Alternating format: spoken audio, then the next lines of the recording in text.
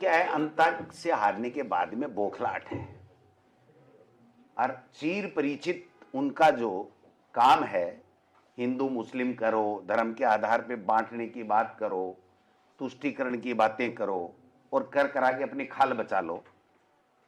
तो जब मुख्यमंत्री ये कह रहे थे, इनके मंत्री ये कह रहे थे कि ये 2 साल के काम किया परीक्षा होगी और इसमें हम सफल होते हैं तो हम 2 साल में अच्छा काम किया है, तो हमने उस चैलेंज को स्वीकार किया था।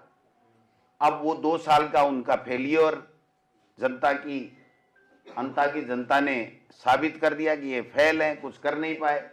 तो अब दूसरे इस तरीके के मनगढ़ंत मुद्दे ला करके और कोसने का काम कर रहे हैं। गोविंद डोटासरा तो उनका प्रिय सब्जेक्ट है, आरएसएस और बीजेपी का प्रिय सब्जेक्ट राजस्थान में गोविंद डोटासरा ही है, इसलिए मैं तो तैयार हुई उनके लिए। क्या कहीं आपने कोई बयान दिया था क्या ऐसा? तो उनको पूछो ना, उनको पूछो कि कहाँ है वो बयान और क्या दिया था और क्या आप इसके ऊपर कहना चाहते हो। बीजेपी बीट देखने वालों से मेरा आग्रह आपके माध्यम से कि उनसे वो बयान लिया जाए और अन्यथा उनकी बकवास को नहीं चलाया जाए।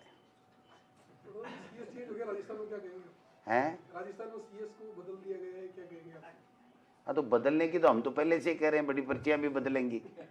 अब शुरुआत हो गई है तो आशा करो कि बड़ी पर्चियां भी बदलेंगी। वो कह रहे, एक ने कहा कि मैंने उसका पत्ता काट दिया, दूसरे ने कहा मैंने उसका पत्ता काट दिया, और ये सब मिल मिला के कहीं बड़ी पर्ची का पत्ता नहीं काटते, ये चिंता लगी हुई है राजस्थान को।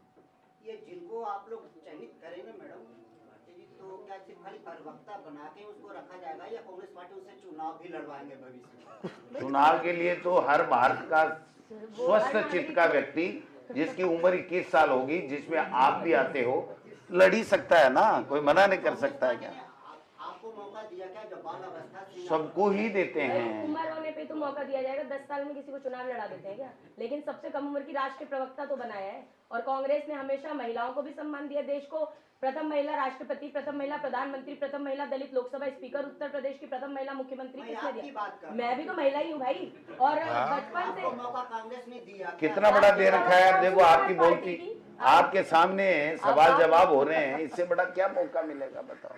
प्रत्यक्ष को प्रमाण की आवश्यकता नहीं होती। हाँ हाँ, लेकिन वो फेल हो गए। इसमें भी क्या है, नकल में भी अकल की जरूरत पड़ती है और वो स्टाइल नहीं आ सकती। उनमें झूठ बोलने की स्टाइल है, वो हम में नहीं आ सकते, और हमारे गमछे की स्टाइल उसमें नहीं आ सकती है। अब बीजेपी की बोलती बंद हो गई। मेरे वो कहते थे ना मुख्यमंत्री जी विधानसभा में कि गमछा हिलाने से क्या होता, अब पूछूंगा बताओ।